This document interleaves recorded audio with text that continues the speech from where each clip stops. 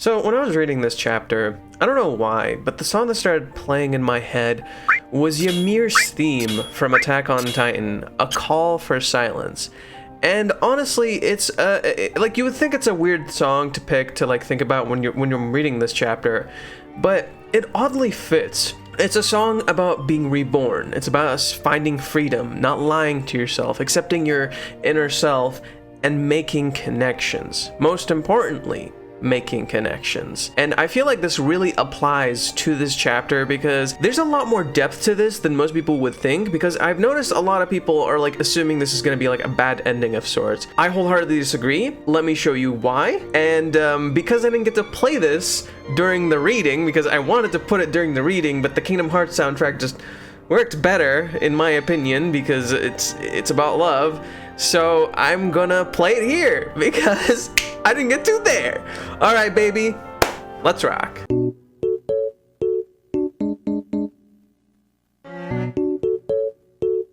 So first off, drunk Chizuru is more relaxed. This is her letting herself really enjoy her life, because she was really focused on her goal-oriented lifestyle. She didn't get to, have a lot of opportunities to kind of enjoy what life has to offer. She limited herself. She limited her life because of how focused she was on this dream, because she essentially had a ticking time bomb with her grandma. She couldn't do anything about that. This is what she had to go through. And so she gave up a lot of things, and this is her doing that right now. Her letting loose and experiencing things, whether it's ordering 2 things of dessert, whether it's getting drunk with a friend or asking Kazuya how he feels. This is essentially her killing 2 birds with 1 stone. But the thing is too, there's a lot to interpret here. For example, when she asks Kazuya about this, when she says, "Is this about me?" The perfect girlfriend speech that you said, was this about me? It's a face of determination. It's not a face of anger or confrontation or a face of rejection.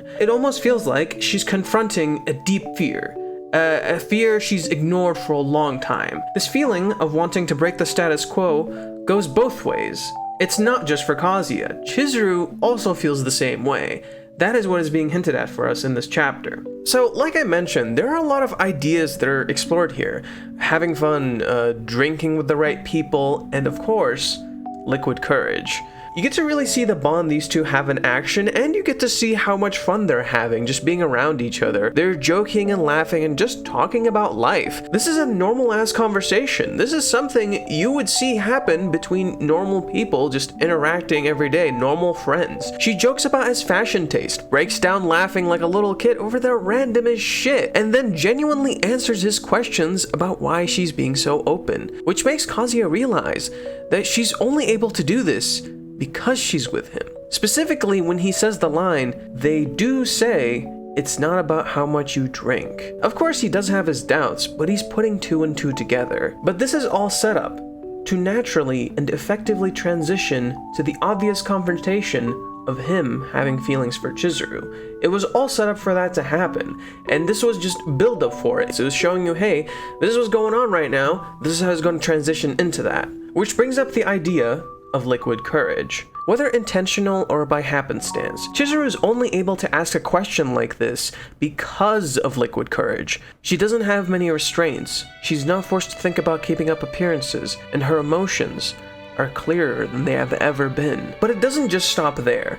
I legitimately think this will be replicated next chapter through Kazuya, because in the last panel of this chapter, you see Kazuya grip his beer mug as if he's preparing himself, and then we are told of what's to come. The beginning, or the title, of a confession. So if anything, I think next chapter, Kazuya will do a big chug of liquid courage, and then he's gonna go for the ultimate leap of faith.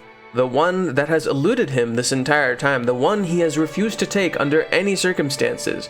I think he's gonna go for it. I don't have a doubt in my mind that he's going to do this. He's gonna tell her how long he's liked her, how much she means to him, and like really break down to her like why she's so important to him and why he loves her. And then through his words, he's gonna break down her like strong persona, just like he did during chapter 164, and we'll really get to see like the true Chizuru underneath, the Chizuru that is confused about her emotions, the Chizuru that's not sure. And, you know, because he opened up to her, it might make her sure. It might make her realize she doesn't need to be so confused about her feelings because they're pretty clear. If anything, her being drunk might help that, so you never know. And after like spilling his guts out and like pretty much telling her everything, we could maybe like have a cute moment where Chizuru either falls back into being drunk but she clearly heard it, or she fakes being drunk and then Kazuya is like walking her home, and as they're going home, she reveals it as they're about to get to their apartment, or before, or something like that, or maybe even after. Or it could even happen in reverse where Kazuya does it. Kazuya tells her before they reach the apartment, and then something or another happens. I think it's the easiest way to not destroy this relationship and keep the light tempo that the series has, because a lot of people are assuming this is going to go down like a darker route. I don't think so. I think Kazuya has been through a lot of dark routes and he doesn't need that anymore. So if you ask me, that's like the easiest way to subvert expectations without like really ruining audience retention and like losing your audience. I think that's a good, safe way to go about it, because I think Chizuru has feelings for Kazuya. She's had feelings for Kazuya for the longest time, and if you go back and read from the beginning, there were clues from the very beginning that they both liked each other, and it can be traced all the way back to like the beach arc, if not even sooner. And since they have liked each other for so long, there is always the option of, just getting wild, getting hot and wild. Either going full feral or going cute and awkward and lovey-dovey, which would be hilarious to watch, as it would be like a really interesting transition from the norm that we have seen up until this point. It would be really, really cute and entertaining to watch. And if you're not sure if this is the outcome that we're getting this chapter, let me show you. I genuinely believe there are clues all throughout this chapter and through this entire mini arc that we've had that hint at the fact that she's not going to turn him down. There's a lot more than meets the eye here, and you need to take your time and figure out exactly what the author is trying to convey to you in accordance with the themes and the dialogue, because it can be you can easily confuse what's going on if you don't pay attention to the little details.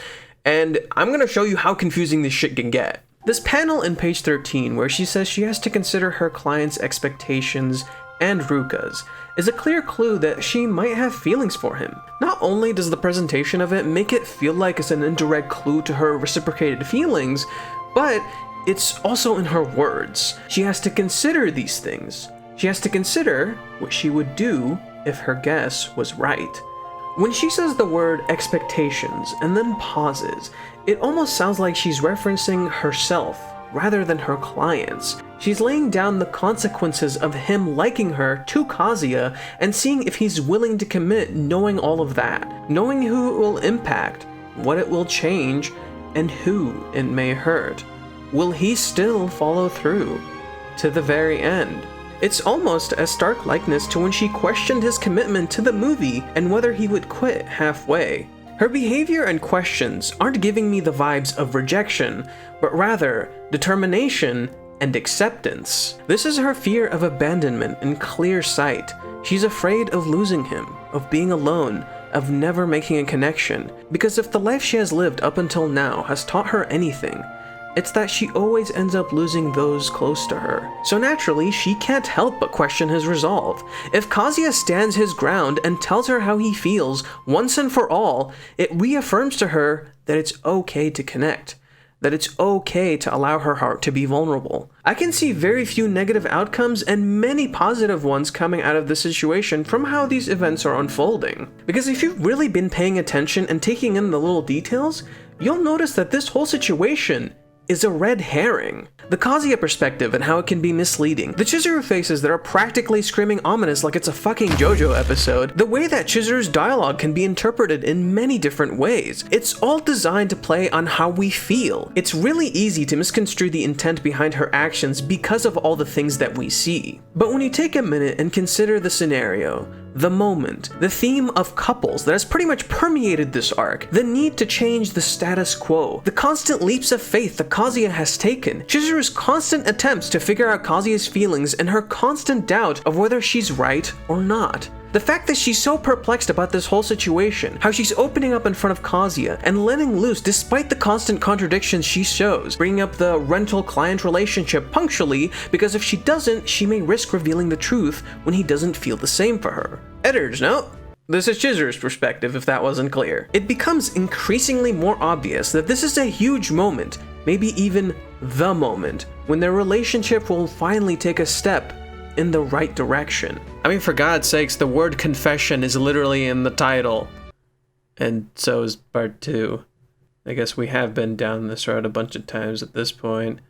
This entire arc, ever since chapter 164, has been discussing ideas of dating, couples, and changing the status quo at any cost. There's even a picture of two baby angels kissing behind Kazuya and Chizuru in page 9 of this chapter. All the signs are there, and it's rare that things like this are not intentional with Ryuji. He plans the finest details. This man actually gives a shit for his work, and he does a lot. There's literally an essay on Rent-A-Girlfriend's subreddit on Ryuji's use of flowers to indicate character emotions and themes in each scene. The Kibe story that Chizuru hears in the beach arc is verbatim, not only a representation of Kazuya's relationship with Mami and how he chased the sun only to find the moon, Chizuru, but it is also a good example of Kazuya's idealization of Chizuru, and how chapter 164 was the moment when he realized he had a hibiscus rosé instead of a morning gloria, a delicate beauty that was by no means perfect like he thought, but also, again, unlike his perspective, not unreachable. If you want a deeper explanation of how flowers work in Rent-A-Girlfriend, I'll link that subreddit post down below in the description, so go check it out. There's a lot of really good posts and research there. Like, I don't want to take credit for their work, this is just an interpretation I made from their work, so, you know, go give them the support. Those people deserve the love there. Also, yes, if you've been paying attention, you're wondering why I'm wearing the kimono. Yes, flowers, because the red herring and all of that shit. And wait, red herring is a fish. And Ryuji uses a lot of red herrings in the story. And Kazuya likes fish. Oh yeah, it's all coming together. If you check Ryuji's Pixiv fan box, which I'm not going to show since it's mostly for paid users, and I want to respect his privacy, so if you do want to see this, go to his Pixiv. It's like, I believe it's like $1, and you can see this yourself. So basically, Ryuji shared a rough draft of this chapter. He shared a rough draft of this chapter, and he showed how he planned to do it initially. And one of the things I noticed is that Chizuru takes off her sweater while in the restaurant. So there are clear signs, even in the rough drafts, that she doesn't plan to turn him down, because her taking off the sweater is a way to show Kazuya that she's letting loose and taking off her armor. Now, this didn't end up happening, but it is an indication of what the author is thinking and where he wants the audience to go and look. So that is something to consider here. Kazuya is not blind to Chizuru's faults. He's simply dreaming of something he has conditioned himself he cannot have. His constant fantasies and overthinking but not listening is what makes him blind. Speaking of the idealization topic, I do want to point out how Chizuru says Kazuya described an idealized version of her, which really shows how she too doesn't think very highly of herself because of her constant failures and loss in her life. So that could definitely be a topic for Kazuya to tackle in the future, as it is something very important for Chizuru's character and one of her deeper flaws that she doesn't admit to herself. Something that was definitely brought up when Kazuya and Chizuru were having that discussion after her play where she called herself a failure. This has been a constant thing. Like, it's the same thing with Kazuya. Just like Kazuya how doesn't overcome his depression immediately, Chizuru also doesn't overcome her internal self-loathing as well. Like, she also has problems. I just think it's a good way to kind of bring that back up and discuss it more and try to deal with the issue. I like how Ryuji doesn't forget these things. He constantly keeps track and constantly reminds the audience that this is relevant. This isn't something that just magically goes away like that. So naturally, I think this would be a more positive and mature way to tackle some of the other problems of the series, like Ruka, Mami, Kazuya's limited perspective, and Chizuru's inner turmoil and need for emotional connection. The series can still work with them dating, and it would be a really nice shift in gear to help them both open up without the need for some pretense that's practically gone at this point. Get to know each other on a more personal level and develop the bond properly. P.S. This does not ruin Mami's plans. There are other ways to go about her plans. If anything, this feels more like the calm before the storm, where you have a happy moment where the characters get closer and closer, and then eventually it transitions into dealing with Mami and everything gets fucked and goes crazy, fucked, not whatever. It's pretty much how Ryuji treated the Sayuri incident. Everything was going well and happy, Kazuya and Chizuru were getting closer, everything was going okay, and then Sayuri dies and Chizuru literally breaks as a character, and ever since then we've we've seen a great shift and divide in how she's presented as a character. And Mommy usually plans things from behind closed doors. She likes to sit there and watch. She likes to enjoy as things explode in front of her, knowing full well that she did this. She's that type of person. She's a person who enjoys control. Now, I don't want to delve too far into this, but that was my point here, is that her plans can still work. This could be a good opportunity where the pair get together and their relationship gets tested. Something Chizuru points out in her lines, that they will be tested in the events to come, because their relationship was essentially built on lies and a lot of other mistakes and things that they did. So they have to deal and fix these things as they go along, stuff like that. So, okay, that's my interpretation. The positive outcome. Now for the alternative, the dark shit that I don't think is gonna happen. I don't think the series will go down this route because I 100% believe that the series is really good at maintaining a lighthearted atmosphere despite how gloomy the events in the story get. So I don't think it's gonna happen. I doubt that we're going down this route. But despite everything I say, this is what could go wrong. Chizuru turns down Kazuya for various reasons, or at the very least, appears wishy-washy because of a bad move from Kazuya. She could turn him down because of the idealized line she said, since she could believe that Kazuya loves Mizuhara, not Ichinose. It could also be the shift in her character after Sayuri's death and how she broke her bond with Kazuya. Boy, that escalated quickly. Again, I don't think we're going down the big rejection route. Not only because pretty much everything contradicts that happening, but also because it'll break Kazuya as a character and make him fall back down into depression. Something that he's been working to overcome this whole time. Which, while I believe would be a good test for his character, is a very harsh move on Chizuru's end, even if she doesn't realize it. I think it would be really harsh. Now, I have to admit, I can't write this off completely, as there are clues that this could happen, this could go down this way. But, man, this boy suffered enough. He needs some wins in his life. This would be too much for Kazuya. I think it would literally break him as a character, and I don't think he needs that. I think he has literally suffered enough, and he needs a break. and this could just be me, like, having been through a situation like Kazuya's and just feeling sorry for him and not wanting him to go through that. So I could be being biased, but I just don't think, like, the plot is aligning towards that. This isn't me saying that wouldn't work. This is me saying that the plot doesn't seem to be going in that direction from my perspective. So again, it would work for his character. I just don't think the story will go down that route because it's a very dark route to go down. Especially with how well this date's going right now. Like, this shit is too cute to end on a harsh way. Like, please, do not do that. I get playing with expectations, but from a personal standpoint, I kinda doubt it. So, at this point, I guess we'll just see. So, with all that said, I want a more positive outcome because I'm kind of tired from all the doom and gloom, especially considering how much we've had to watch Kazuya suffer and doubt himself this whole time. Give the man some encouragement, he needs some support, he's a tragic character, we don't need a second Eren Yeager. Please, I already suffer enough watching Attack on Titan. Don't do this to me here too. What am I even saying? What kind of comparison is this? Or, finally, Ryuji played us like a goddamn fiddle again, and this is all a big red herring. This was all planned to get us excited, to get us motivated, but also to, like, you know, make some progress, aka the in-between route. The middle ground, the surprise but supplies. The one that we all know is coming, but none of us want to admit. Getting cucked again.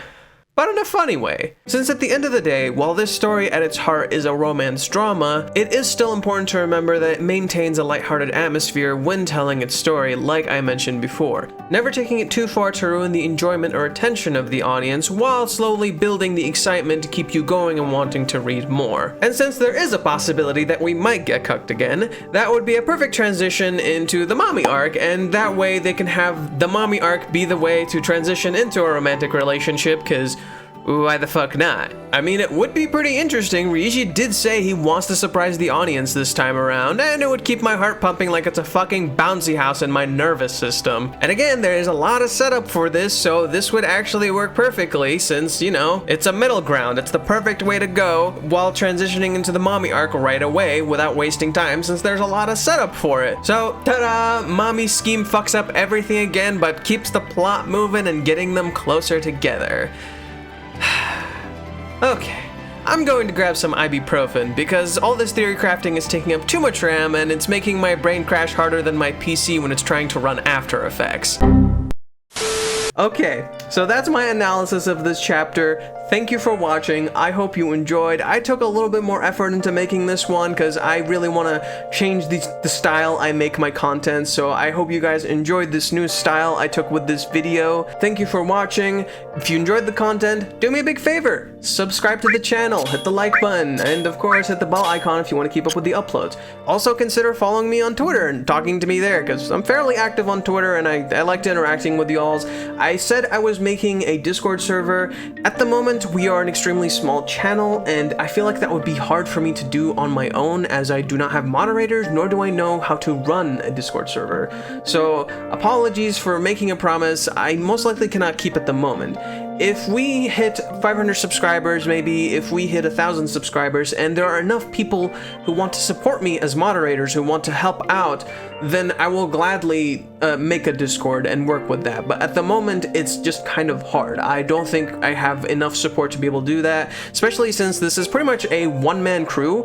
I write the scripts, I do the recording, I do the editing, I have to constantly learn and do these things, I make the thumbnails. So this is all just me. Nobody's helping me, nothing. I'm doing this all on my own. So if anyone, you know, has connections or they want to help with that, let me know in the comments. If you want to get in contact with me, go to my Twitter and just DM me there. There you go. So for now, I hope you've enjoyed this content. I have been Fate, and next chapter, I believe, is going to be the defining moment of this series.